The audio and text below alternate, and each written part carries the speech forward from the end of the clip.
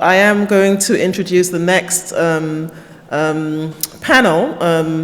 It's the alumni panel and the graduate student panel, and that is the political economy panel of the Governing Africa in Global Governance with Local Impact.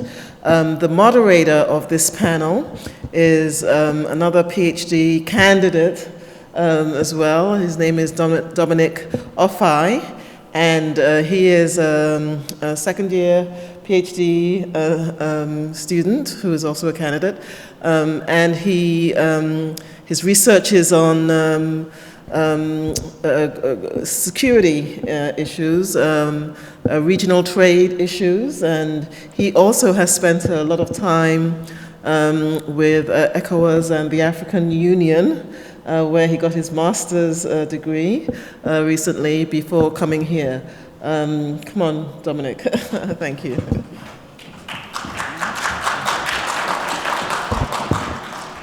Don't I deserve some clap?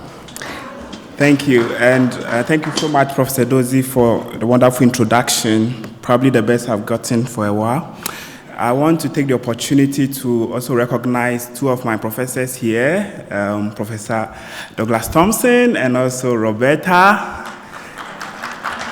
Yes, they have been teaching us mediation, and yeah, they've been wonderful. All right, so it is my pleasure and honor to introduce the next batch of presenters on the topic of global governance in global affairs, or governing Africa in global affairs with local impact. The second panel, I'm going to start with Weston. So Weston is also a second-year PhD student with interest in critical minerals. He's from Zimbabwe, and he has worked and explored issues of socioeconomic effects of artisanal mining and contribute to discussions on governance and sustainable development. He's also won several awards, which I cannot really bring all of them here. Weston, welcome. The second person to introduce is Nkasiobi Wodu. He's a senior in the PhD program here in GGHS, UMass, Boston. His presentation will focus on community engagement in hybrid political orders, lessons from extractive companies in Nigeria, Ghana, and South Africa. And he's also very accomplished in diverse ways, including the fact that he's also a lawyer. The third on my list, and certainly not the last, is Hannah N. Brown. She's also a PhD candidate in the Global Governance Human Security Program, and her presentation will focus on ethical governance and corporate social responsibility in Africa's top oil-producing countries, insights and implications. So join me to warmly welcome this great panel who are going to do justice to the topic for the rest of the session. Welcome. I'll start by letting Weston take the stage for his presentation. Thank you. Weston.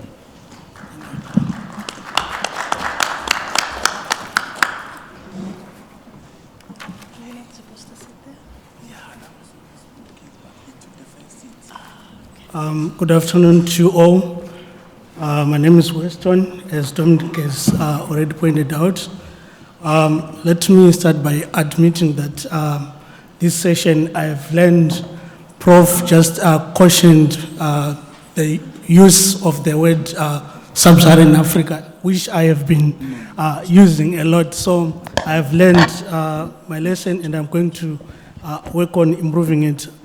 That having been said, my research has been, I was working on looking at the scramble for critical minerals and its implications on human security using the case studies of some selected African countries in Africa. Maybe to begin with, it is important for me to introduce the critical, what is known as critical minerals to some that do not know it. A question that I'll pose to all of us: how many of us here own electric vehicles? You can show by raising your hands. Okay, laptops. Owning a laptop or a smartphone. I think all of us have smartphones. How many have taken some time to ask themselves, where do we find all the ingredients that are used in electric vehicles, or the ingredients that are used in laptops or in our smartphones? This may sound silly, but it's a very rich question that we may all have to reflect on. Because where those minerals or resources are coming from to build electric vehicles and smartphones, there are impacts that are hidden from us. Those that start supply chains, there's what they call distancing, which is the separation between where the products are extracted and where the products are consumed. Those that drive electric vehicles, they enjoy the comfort of it, and they like the environmental sustainability that is associated with it, but they do not look at the impact of where the resources are coming from. And this is where I am coming from looking at this topic. Critical minerals are needed to build electric vehicles, to build smartphones, to build laptops in line with the environmental sustainability goals of the world and the energy transition, which we are looking to move into renewable energy systems and technologies, such as the ones that I have just listed. Critical minerals, some of them include lithium, cobalt, and when I mention cobalt, I think everyone would think of the DRC and some other like graphite, magnesium, and so on. And when you look at the scenarios of the demand at global level, you can see for yourself from this graph. When you look at the production in 2020, it was very low, but by 2040 for lithium, it's expected to grow by 90%. You ask yourself, where are we going to get all this lithium by 2040? Where are we going to get all this cobalt by 2040? Where are we going to get all the magnesium in 2040? It's coming from somewhere. And Africa is home to 30% of these minerals. That is why it is so central, and I agree with Prof's presentation that Africa is central to global governance, because this is part of the global economy. Sorry. This is the map of Africa and some of the critical minerals that are dotted all over Africa. That is why Africa is so central to the energy transitions and the supply chains. DRC is a prominent case for cobalt. Zimbabwe is also a rising producer of lithium. Mozambique produces graphite, and other countries all over the continent.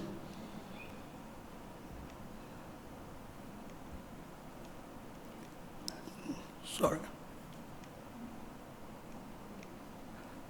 So there are some underlying conditions which expose Africa to a lot of human insecurities that are linked to extraction. In this study, I resisted the common practice of offshoring blame to external forces. I also acknowledge the role of colonization and the role of unequal economic structure of this world, but I focused on these main three factors that are internal to Africa. We are exposed, we are susceptible to human insecurity because of the desperation for resource-driven economic development. If you look at the example of a country like Zimbabwe, which has been under the sanctions for over 20 years and doesn't have access to Western financing, they've turned to China for investments. In doing so, it has opened a lot of vulnerabilities to a country that is desperate for financing, and also a country that is looking for economic development. As such, there's been like a relaxation of all the standards that should be made in terms of investments and in terms of environmental standards. Secondly, governance risk. Africa there's been a lot of research that has been done on resource curse. Among them includes corruption and mismanagement and under-taxation of our resources. And the third one is exclusionary policies. One typical is exclusion of artisanal mining. Despite the big figures, big numbers of African ASM, they are still being criminalized, even now when the world is moving towards a just transition, which is framed in terms of equalizing or redistributing economic gains. So the scramble of minerals has led to pressure to expand the mining industry. China and the US, the EU, Australia are all scrambling for resources in Africa. There's been expansion in terms of investment and operations in terms of mining, but this expansion is happening in mostly in vulnerable environments, in rural places, and in remote areas where there is no much monitoring of what is happening. So, having said this, I have categorized the impacts of this expansion into four E's. That is encroachment. I appreciate Meg pointed on this. Mining requires lots of land, and it digs a lot of material. For a product, of 1% of the product to be produced, there is need for more 99% to be dug. So for every 99% that has been dug on the ground, you produce only 1% of the mineral. So we are looking at 3 billion tons of all the minerals. How much land is going to be degraded and dug? And how many forests are going to be lost through land clearance and deforestation? These are the impacts that Africa faces through the transition. We look at enclosures. The lands that belong to our ancestors as communal lands are being taken away to mine. And what is surprising is those lands are fortified and are heavily securitized. You can see the image there, no trespassing. The people that are told to not to trespass are the real owners of the land. But because the land has been taken for mining, it has been privatized. So people no longer have access to the resources that they usually have access to under normal circumstances. Okay. There's entrenchment. Africa is known for its rich resources, but the resources are not directly translating to development. Mining is, particularly in DRC, has been known for child labor in the mines. So the expansion of mining means the expansion of the number of children that are out of school who are practicing mining. When we look at a just energy transition that leaves no one behind, is it a true statement when there's this kind of dynamics where children are not in school? It won't be just because we are perpetrating the same inequalities that exist. The last E is inclusion, decision-making in terms of people that are being displaced and relocated. There is no dialogue, there is no participation of communities. In Zimbabwe, about 50 families have been moved to make way for lithium mining. They were compensated, but it was an insult to them because it didn't reflect what the people what they owned. So there is also elitism and gender inequalities in decision-making. Men, because they own the land, they are the ones that are usually consulted, regardless of the fact that women depend on the land more than women in rural areas.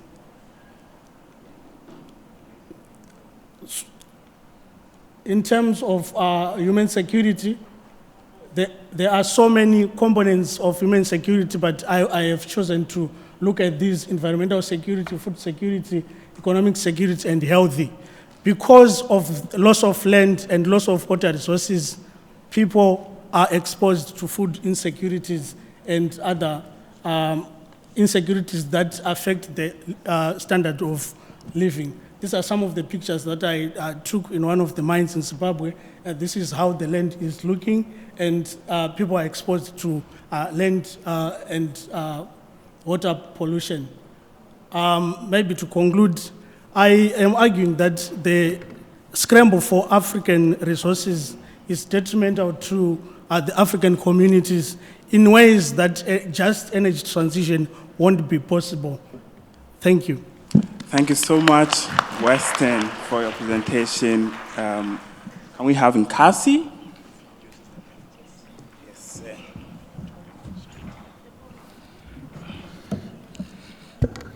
Thank you. So once again, I've been set up. I've been given a very short time to do something that I was prepared for a long time for. I will be talking about. I'll be talking about community engagement and hybrid political orders, but that was the initial plan. Right now, I will just focus on the conceptual framework that I have worked on, which is the whole concept of hybrid political orders. So what are hybrid political orders?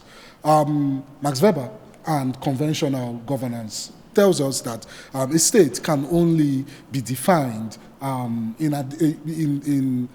a state can be defined as it relates to its ability to protect its territory, right? So as long as it has the monopoly of governance, as long as it has the monopoly of providing security, then that is a state. But however, hybrid political orders, they directly fly in the face of that logic. They fly in the face of that argument. And hybrid political orders are notions of governance that exist, fragmented governance that exists even with contested states, or even informal states, where the state authority is contested for by a host of informal non-state actors. And all of these, most hybrid political orders exist in many fragile and conflict-affected states. Now, the host of informal authorities are different. They could be traditional authorities. They could be ex-combatants. They could be ex-veterans, like you have in Zimbabwe. But all of these, they exist in the terms like they are power brokers that have authority, and that authority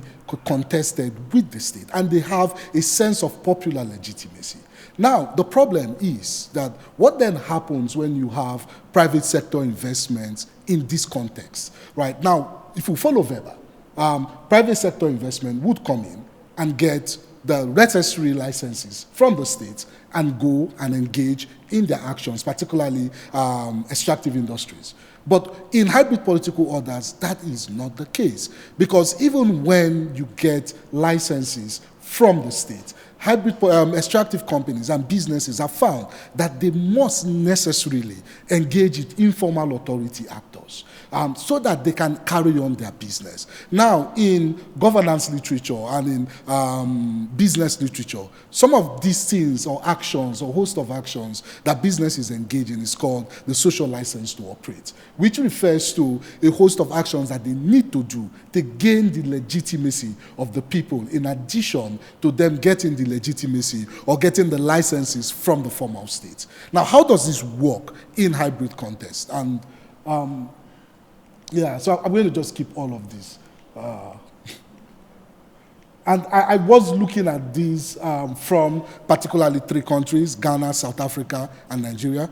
And the reasons why we looked at this was, one, there's a history of resource extraction in all of these 3 countries. They have a mix of strong, weak, and statutory regulatory frameworks in the extractive sectors, and a mix of tensions between authorities that exist here.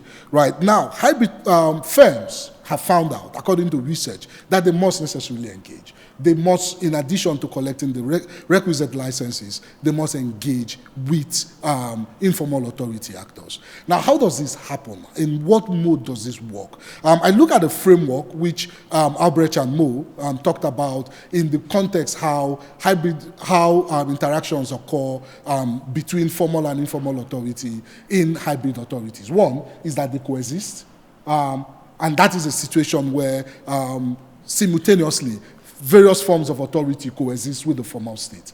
Secondly, they contest for authority and for power, right? And so that's instances where various forms of authority contest for power and legitimacy and authority with the formal state. And then thirdly, they collaborate in that instance. And so one of the findings, the key findings that I have found from from interviews and from literature review is that even when part of what extractive firms have done is to follow this whole mode of coexistence, collaboration, and contestation. Where there is contestation between states, extractive industries have found that it is necessary for them to also engage and get the requisite approval from the formal state, but also get the requisite approval from these informal sources of authority.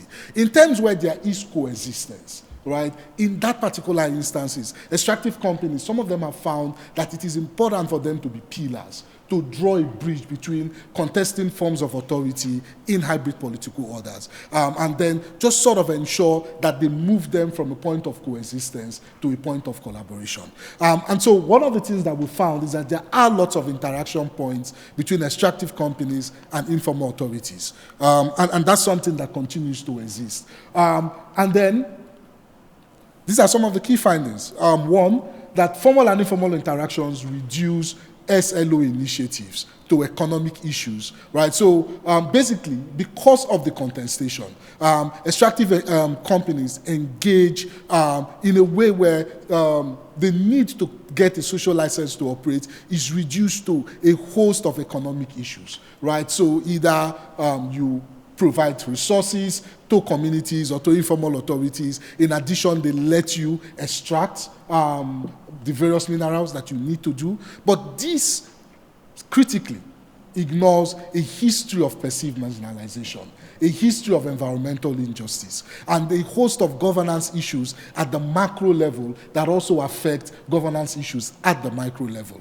And then it also has limited impact on the tensions between the formal state and extractive companies, often exacerbating these tensions. But then critically also is the fact that community engagement alone cannot make up for decades of mistrust against multinational companies and against extractive companies. So extractive companies, by engendering and designing community engagement strategies to meet with these points of contention, they do nothing to address the decades of mistrust. And then that tension continues to exist, and they continue to be drawn into the fray between the various forms of contesting authorities. Thank you very much. Thank you so much. Let's give it up to Cassie. Hannah, can we just give a clap offering? So thank you, everyone. So I will try as much as I can to stay within your 8 minutes. Right. So my name is Inglae Frahina Brown. I am working on the ethical governance and CSR governance in 4 African countries, the top oil and gas producing countries in Africa. And this is an offshoot from my dissertation, which focuses on organizational culture, conflict, and corporate social responsibility. So I'm going to run through this really quick. So as you know, I have 8 minutes. So why am I thinking about CSR? So far, as we've all heard, I don't think corporate social responsibility is new to everyone. I'm assuming to some people, but not really everyone. But why is it still a trend today? It is considered the social relationship between organizations and communities. However, companies rely on it and rely on ratings from it to actually promote what they consider legitimacy on different aspects of it. So looking at this and looking at the CSR reporting trends all over the world, I am wondering, okay, fine, these trends are going up, but the impact on the ground is actually not the case, actually. So, and I also want to understand, so what is driving this? And those are laws that are within these countries that influence these policies.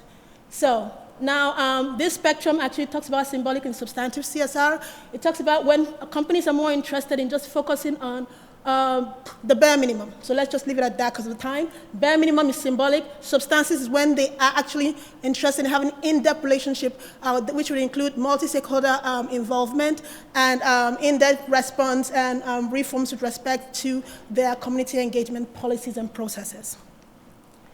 So I can share this later, but this is basically just explaining why this is very important, how oil and gas is very important in Africa, especially in these 4 countries, and the data that feeds into that.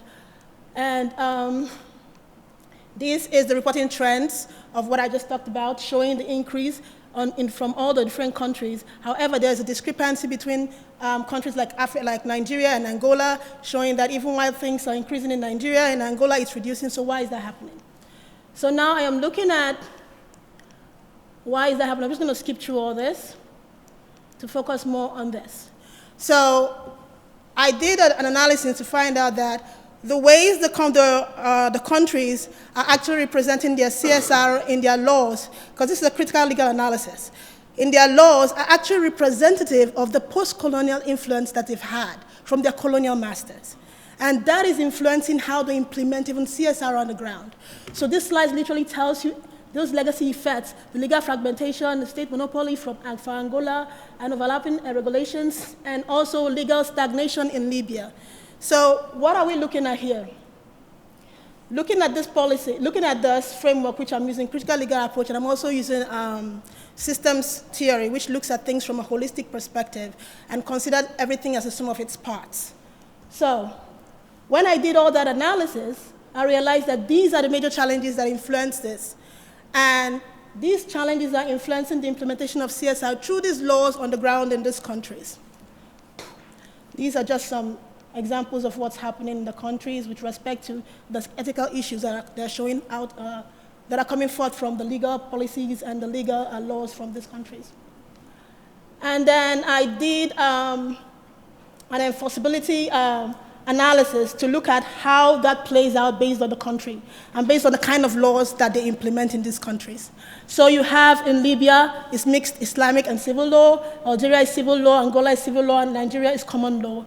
And if you look at the enforceability, you see that on that section of things, the reflection is showing that based on the post-colonial influences of the post-colonial masters, it is manifesting itself here in the way they enforce those laws.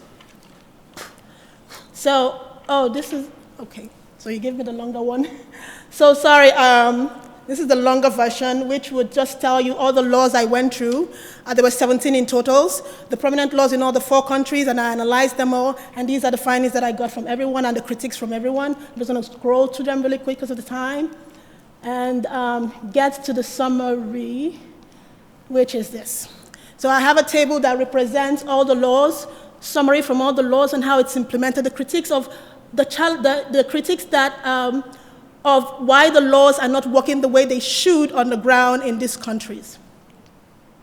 So like I said, I had 17 laws. So then I have a scorecard based on this, which tells you the red, the deep red on that side tells you like really where it's really bad. And here you have the based on the projection, you're not seeing it very clearly. Where you see minimal, it's really, really dark. And then from low, it's a little lighter. And then you have moderate, and then you have moderate to high. Nigeria seems to be doing very well, like you saw in the earlier spectrum. Nigeria is moving towards being, from being symbolic to being substantive. But all other countries are lagging behind considerably. So this is just showing you, based on the CSR reporting trends, how that is manifesting on the ground. And these are the cross-cutting critiques from all the analysis that I did, basically. So it talks about resource cost phenomenon, which we all know a lot, the rental state dynamics, governance deficits, and then the summary of my findings. These are all of them. There are lots. I'm not just going to go through them, but you can talk to me if you're interested in this kind of topic, and we can talk a lot more, and I can share my information and data with you.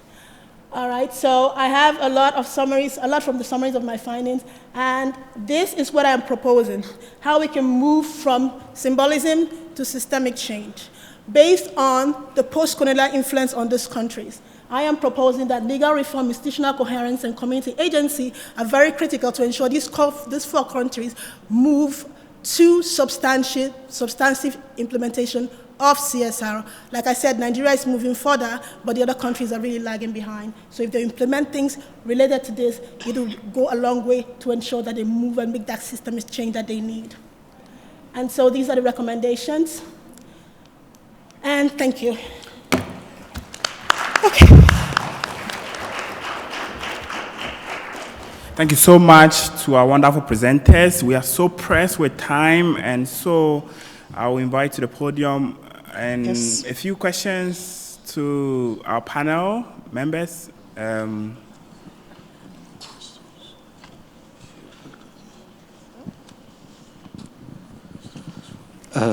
Thank you so much. My question is for Weston. It's like a comment. Scramble for critical minerals. Yes, in 2023, the U.S. Energy Department displaced a list of critical 18th minerals, which are abundantly in Africa or South Asia. Interestingly, we are talking about through the lens of human security, but rulers in Africa or especially in South Asia, they don't concern about human security and ecology that would be disturbed by the extraction of these minerals. The problem is, especially after cut downs of US aid and all foreign funding, so how would these developing countries in Africa and South Asia region would survive? Of course, they have to sell something, and the critical minerals are very important and cheap thing to just sell. What is not a part of our discussion is, rather to selling those critical minerals in Western markets, it would be crucial for these countries to just industrialize, build industry, own industry, and industrialize their economies on the exploitation of those critical minerals rather than just selling them or exporting them to the Western countries. So how would you comment on it? Because human security is not a concern in third world countries. They don't care about ecology and environmental degradation because of these all exploitations. Thank you.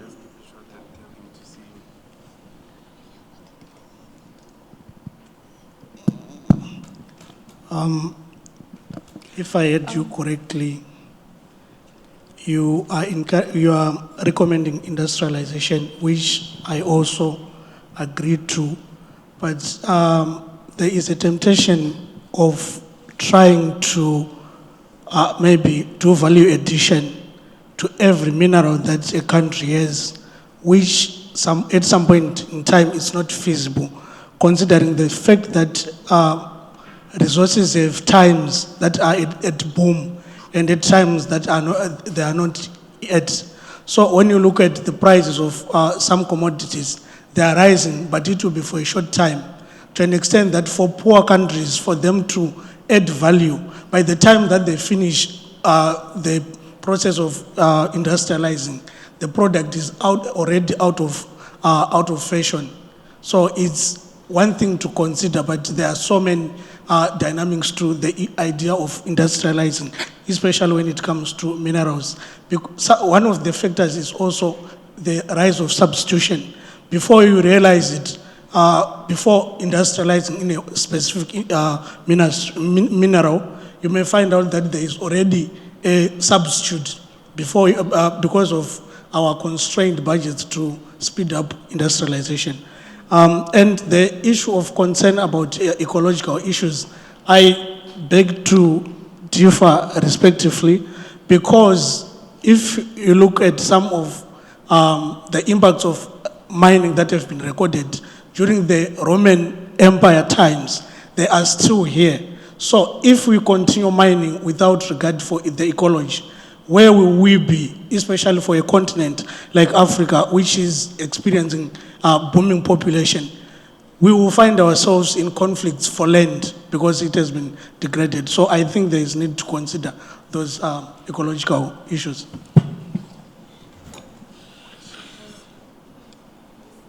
Hello? So, my question is for Weston as well, but I also want to thank everyone in the panel for such important research topics. And Weston, I am just wondering, based on your research so far, are there any grassroots resistance from communities? Because as you have noted that people are already experiencing exclusion, encroachment, and the other is, so are they like resisting openly? And secondly, based on your research, have you seen any potential pathways through which we can transfer these resources from mining into addressing some of the structural issues that we have in those communities, especially now that there seems to be a global shift from foreign aid, and we are in dire need of new source of resources to address the issues we have in the continent. Thank you.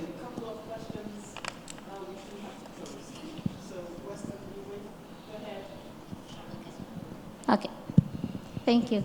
Thank you very much for such wonderful presentation. Mine is like, I think it's a general question for all of you. So we've realized in all of the presentations, we are seeing the element of post-colonial, the effects of post-colonial.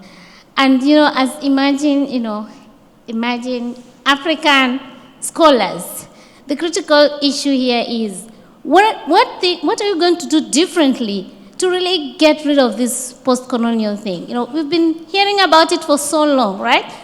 And again, what can we do differently so that we can really tackle this post-colonial legacy?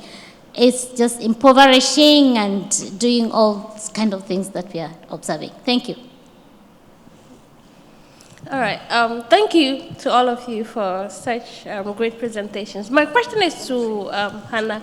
I'm sort of curious. So, CSR, I'm sort of, if maybe you can say more about the symbolic and substantial, because I think largely we talk of like the legal compliance as more symbolic, but I think you're making really an interesting distinction between that. And then maybe if you can say more about why Nigeria is sort of like, I think you have Nigeria moving more to the middle. What makes Nigeria stand different as compared to the other countries? One more question over here. Go ahead. All right, thanks again. My name is Ayodeji Aobode, and I want to thank all the presenters for the brilliant presentations. My question is concerning it regards the absence of indigenous mining corporations in Africa. What could be the reason for this? And it could be capacity or lack of interest, or what's the problem? Why don't we have indigenous mining companies in Africa? Most of the participants are foreigners. So what's going on? I know these were a lot of questions. I just have one last question for Hannah and Nkasi. So for Hannah, actually pretty pleasantly surprised to see that Nigeria for once is on the, the plus side. And I'm trying to understand why. Okay, so can you give us a reason? And then with Nkasi, very fascinating research about these hybrid political orders, but also the sort of interaction with MNCs, right? I know you had to speed through your presentation, and thank you for being on time, but maybe you could take the opportunity to flesh out what is going on there on the ground. Really exciting. Thank you. Somebody has a question for both. My question to you guys. So, with the changing dynamics of global governance, architecture with aid being reformulated and all that, and with China coming in, especially where we are coming from in Africa, how do you see the role of critical minerals and resources play in global governance of Africa? the three of you. Because I think all of you are focusing on research in minerals, right? Yeah, to some extent, yeah. So I'm asking that, okay, with the changing dynamics of the global system, with China now really dominating in Africa, especially in issues of mineral extraction, how do you see the role of Africa? Because this is the crux of our presentations today. How do we see minerals playing the role of playing a role in global governance of Africa in the world affairs?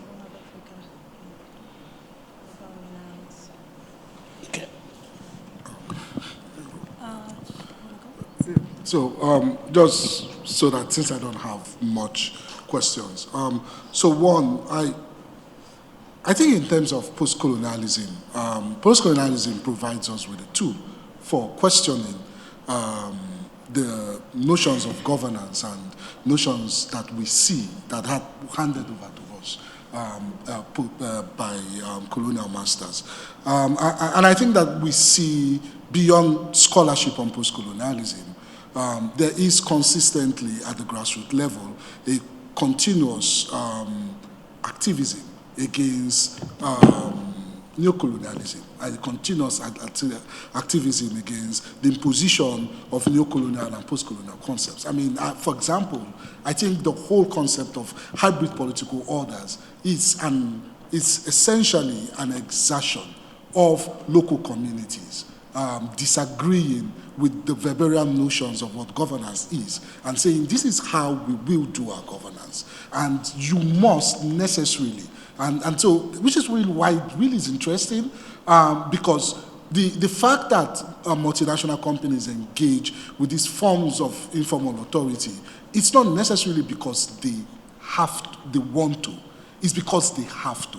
It's because a mixture of violent and non-violent agitations have made them see that it's beyond getting licenses from the state government or from the state. You must necessarily acknowledge our legitimacy, and you must carve a pathway, that you must follow a pathway for us that we would follow, whether that is corporate social responsibilities, initiatives, all right, between, or agreements, or community development agreements between communities and extractive companies. The fact that they are bringing them on their table and having negotiations with them in their own way and in their own right is it's testament to the fact that communities are pushing against these neocolonial forms of this imposition of neocolonial forms of doing business. Does anyone of you? Yeah, and so, talking about extractive, the role of critical minerals. Yes. I think minerals are, I'm going to take it from the point of governance, right? So yes, but regardless of what minerals they are, whether it's crude, whether it's lithium, I think for me, from my perspective, those minerals are critical, not because of the importance of the finished product. They are critical because they belong to the people. And constantly we see that, right, consistently. These sites for extraction are becoming sites of tensions, sites of conflict. And why that is, it's because of a constant pushing back, a constant pushing against, that you cannot just impose international norms and notions of how extraction is to be conducted. You must necessarily acknowledge our peculiarities. You must acknowledge our uniqueness. I mean, say for example, the Nigerian state is barely, it was in 1960, right? So barely 60 years old, right, in that sense. But someone has sat on the seat of the Oba of Benin since the 1300s. Right, these are ancient institutions. And I like that these institutions are pushing, right? Even when Hannah talked about the Petroleum Industry Act, the Petroleum Industry Act in Nigeria, right, which has led to, which is one of the reasons why we see that advancement in corporate social responsibility, is as a result of the agitations and non-violent agitations of community people saying, you must respect our authority. You must negotiate with us just like you negotiate with the state. And so for me, the extent to which these minerals are critical is not necessarily about its worth, it's about the fact that they belong to the people, and people within these communities are pushing to recognize, for recognition in that sense. Thank you. Weston, do you have any response to any of the questions that came? Lillian's question on resistance I would say it's difficult to mobilize and resist, especially in heavily militarized states or heavily policed states, Zimbabwe being an example. It's very difficult to stage a protest. So, and also it's a country that is desperate for economic development that is coming from minerals. So the government will do everything and anything in order to protect the interests of investors. In terms of pathways, I think there are so many avenues to explore. Africa is a very good template, which is called the Africa Mining Vision, which, however, has not been put into full place. I think if we implement it as the continent, we will make great progress. In terms also, there's also taxation. Africans don't really tax mining investors, especially foreigners, because we are actually competing for the same foreigners. So we relax all the required standards in order to get investors, what they call the race to the bottom. In terms of the presence of indigenous companies, in terms of mining, generally African countries are obsessed with foreign direct investment or foreign companies to an extent that they criminalize their own artisanal miners. So that's a problem that we have. Those artisanal miners, they are not funded, they are not capitalized to an extent that they can grow to become big companies. So that's the African problem for us. Thank you so much, Weston. Hannah, do you have anything to say? Thank you so much. So I will try to address the questions that have not been addressed. I completely agree with his views, or with respect to the first question on post-colonialism, and also with respect to the question of the value of critical minerals and where Africa stands in the global space at this time. So I will address the other questions then. So first of all, the question was about the symbolic and substantial CSR. So as I explained earlier, symbolic CSR with respect to my research, the way I'm defining it, is where activities are primarily serving corporate images. They're very symbolic, they're just to tick the box. They're serving the images and they fulfill minimal compliance. You do what the minimum that you can do, which most corporations are doing, unfortunately. However, substantial CSR is characterized by robust enforcement. You care about what you're trying to do. You care about what the people say about it. You care about how you involve the people. So basically involving the people, hearing their voice, ensuring they're part of the whole process from the beginning to the end, measuring your outcome, making sure that you do your M&E more effectively, and going back to that cycle and ensuring everything is effective. Not only for your business, but also for how you interact with the community. That is substantial CSR. That's how it's been defined. I am defining it. And then the other question that's related to it is, why is Nigeria moving ahead than the others? And one big thing that I want to point out, sorry, I have this because, presentation was so long. So for Nigeria, I have kind of a list that you could look. One of the things is the PIA, the Petroleum Industry Act. Nigeria is the only country so far that has such a comprehensive act that is supposed to involve communities from the get-go. And like he mentioned, it's taken a while for us to get there. Unfortunately, though, it's not been effectively implemented yet, but it's still there. At least it's something for us to look at and for us to effectively implement, to take things out and effectively implement it as we go forward. Now, the other three countries do not have such, understand? And so the fact that we even have a common law tradition itself also buttresses that, allows us that flexibility to create policies that work for us. Now, if enforcement in Nigeria is kind of weak, but it's better than the other three countries based on their governance system. Don't forget, I am comparing 4 countries here, no other country here. So the countries I am comparing here, Nigeria is moving forward towards substantive CSR. Let me see. All right. I have a question for you, Anna. Yes, please. So the recent trend shows that most corporate entities are moving away from CSR to ESG. I'm talking from this environmental sustainability I understand. angle. So why is that not so for African countries? Why are we still stuck with the CSR? Because I don't know if that the ESG framework have not, the African communities or countries or corporate entities have not caught on, or they do not feel like they embody their needs. Thank you so much for that question. Now, the ESG actually includes CSR. So let's just make sure we clarify that. So actually, African countries are not necessarily refusing to move towards ESG. All the corporations in, let me use Nigeria as an example, because that is one instance or case study that I know very well. All the companies are using ESG. The sustainability reporting that I even used in this presentation is based on the ESG. But also there is this community engagement piece in it that comes from the laws that these countries have. So the corporations have to implement that bit in it, which is also part of ESG.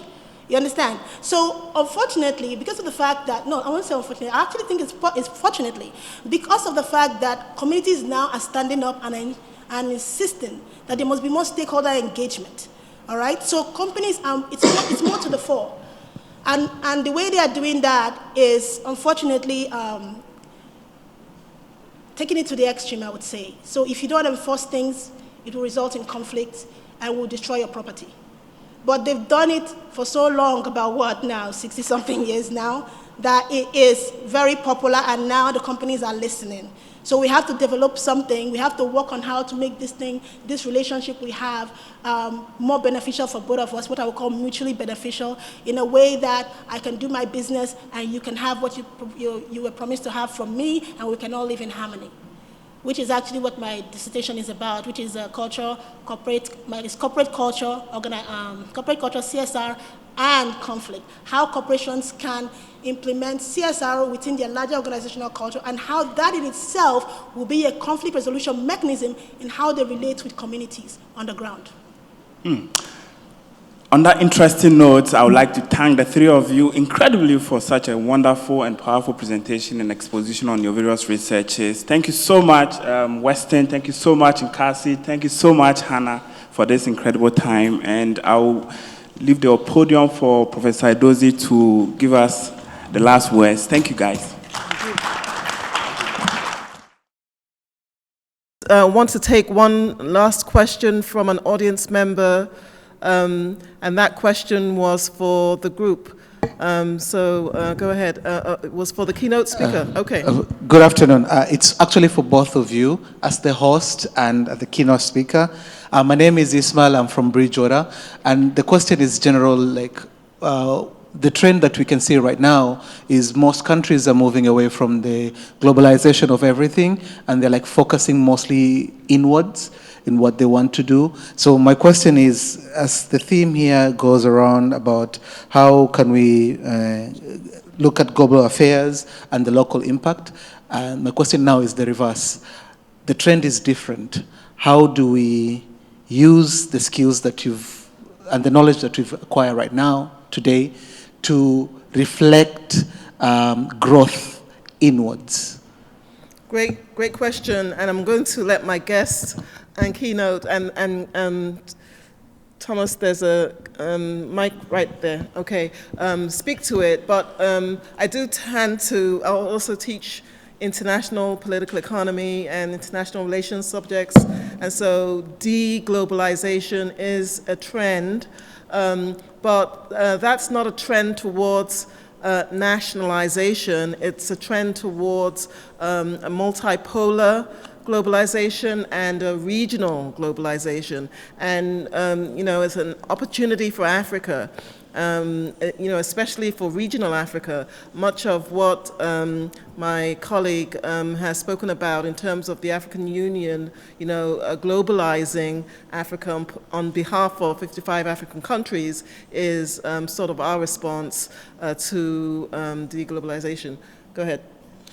I was actually going to take a pass, but since you put me on the spot, I have to say something. Hopefully it's meaningful.